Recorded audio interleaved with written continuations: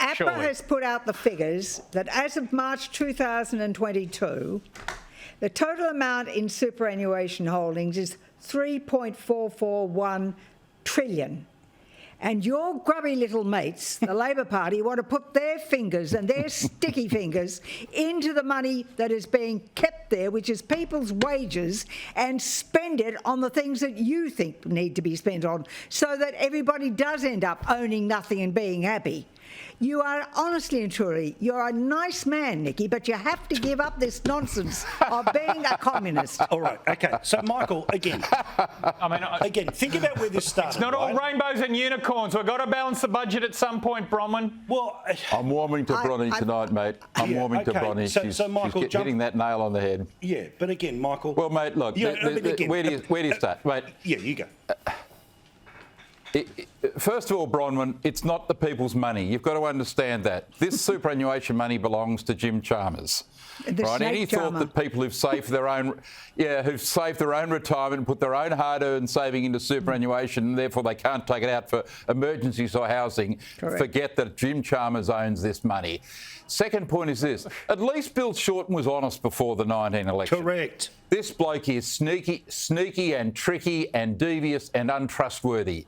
This fellow Albanese. So, you know, Shorten tried this before the election. The people said, we like aspiration. So telling us that it was only 1 in 50 people had 2 houses and the negative gearing, blah, blah, blah, and it was only affect 1% or 4% or whatever the figures were, and, you know, all the little changes want to made to capital gains tax.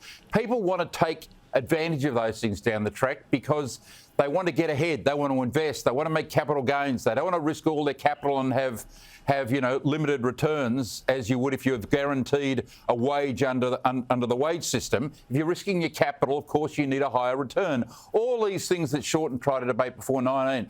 And the electorate said, no, nick off, mate, nick off. We are an aspirational nation. This bloke now wants to attack superannuation.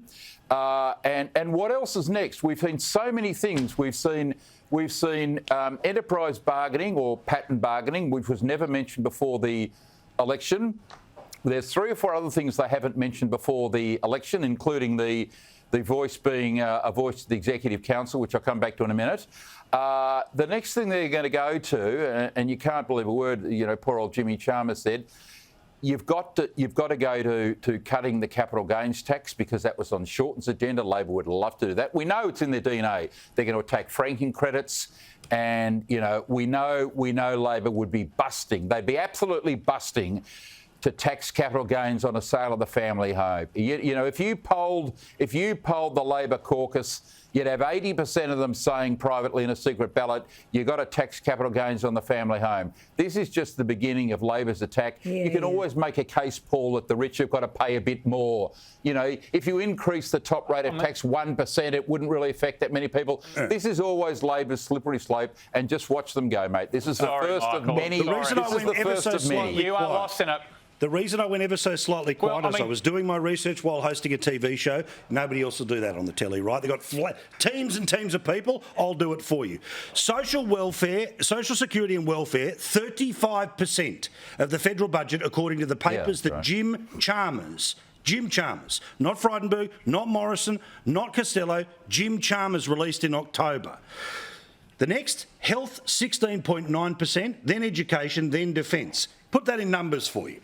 The amount spending in welfare is $221 billion. The next biggest there in health is $108 billion. It is twice the size of health.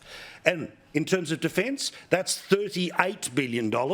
So it's multiple times that. Welfare. You want to deal with the federal budget, Nick, or anyone else philosophically talking about the federal budget. While, yes, you can try to find ways to raise $1 billion here and $500 million there and 2 point something there, but the actual problem with the federal budget is you spend more than you get. And even if you get a little bit, just a couple of thimbles more, you're still drinking way more than's coming in. I repeat. Welfare, $221 billion. So, OK, you're a fiscal conservative. Let's raise the revenue by $3 billion. Where's the $3 billion cut to make sure that we get a $6 billion return overall in an $80 billion deficit. Nick's a Gough Whitlam fiscal conservative. Well, again, Paul, the biggest tax expense in the budget is those superannuation tax concessions. It's worth $50 billion, which is the same value as the pension. It's huge. No, it's not the same. Hang on, Nick. Nick, $50 billion is not $221 billion. No, that's expenditure. I'm talking about tax expense. When you pay 15% on your superannuation. That is a concessional tax rate. It's not 40% income tax. It's 15%. That's why people with $100 million are putting their money into their super, because they get a concessional tax rate. What's the value of that concession to the budget? $50 billion. You are denied access to your money for decades. Judith Sloan. Hang on. You and Michael are lost in some sort of Liberal Party fever dream on this. Of course, it's still your money. You pay income tax on your income. It's your income. When you sell your beach house, you pay capital gains tax. It's still your house. Just because they're changing the tax rate for people with super over $3 million, it's still their super. So to try and say it's not people's super, it's just an absolute furphy. Like, it's just. But it's what you don't eat understand. into it. You obviously don't understand. But it's what you eat into Paul, it. the biggest cost to the federal budget. It's not any of the figures mentioned tonight. Judith Sloan hit the nail on the head in a great article in the Australian Today. Those that receive a discount on the top marginal tax rate, so there's those that pay the top marginal tax rate, all of those that receive a discount below that, that's the biggest cost of the budget. If everyone was paying the same top rate, so that is the biggest cost of the budget, Nick. Not your, Jim Cans. You've been reading too many of those books of Jim Cans. And not only that, but 50% You've been reading Jim of the people Cans don't books. pay any effective tax at all.